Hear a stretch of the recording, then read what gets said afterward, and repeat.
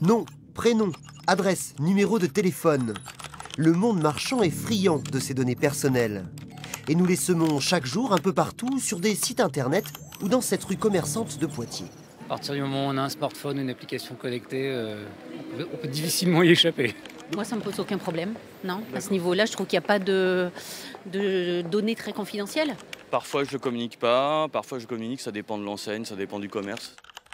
Dans cet institut de beauté, les clientes fidèles ont reçu une offre promotionnelle. Pose gratuite d'un voile bronzant.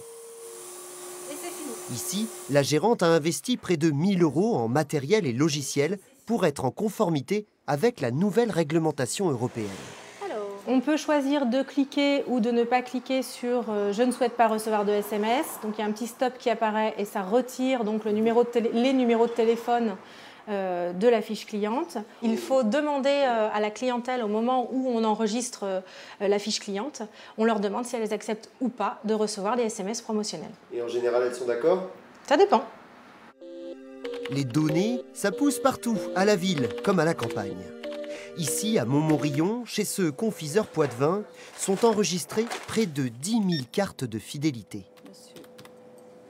Vous avez votre carte fidélité sur vous ? Non, je vais vous rechercher. Des informations aujourd'hui cryptées et bien protégées. Mais il y a 2 ans, un pirate informatique s'est introduit dans l'ordinateur de l'entreprise et a croqué toutes les précieuses données. Notre site n'était pas suffisamment protégé et ils ont pu avoir accès à des mots de passe de nos clients. Donc ce qu'on a fait, on a eu la chance, nous, de ne pas posséder en direct les coordonnées bancaires. Donc il y avait effectivement le risque vis-à-vis de nos clients était limité, mais ça nous a fait prendre conscience qu'il fallait réagir. Protéger ses données, rassurer ses clients, l'obsession de tout chef d'entreprise qui embauche parfois des spécialistes.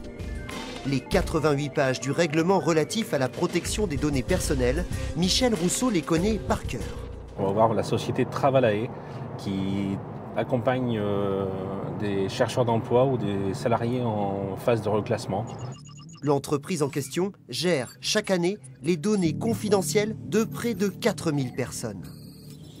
Ce matin-là, à quelques jours de l'entrée en vigueur de la nouvelle réglementation, les dirigeants attendent avec impatience l'avis du consultant. Vous faites partie des sociétés qui traitent énormément de données personnelles, donc sensibles. On a pris conscience qu'on pouvait apporter une vraie plus-value et à nos clients et aux candidats qu'on accompagne dans les 2 sens pour protéger ces données qui peuvent être, nous, assez, qui sont personnelles et qui peuvent être sensibles aussi. Aujourd'hui, les entreprises qui sont conformes à la réglementation vont s'ouvrir des marchés et faire voir leur bonne foi sur le traitement des données personnelles. Recruteurs, confiseurs, esthéticiennes, ces 3 chefs d'entreprise ont pris les devants pour protéger leurs données. Les sociétés qui tarderaient à le faire risquent en revanche de lourdes sanctions financières.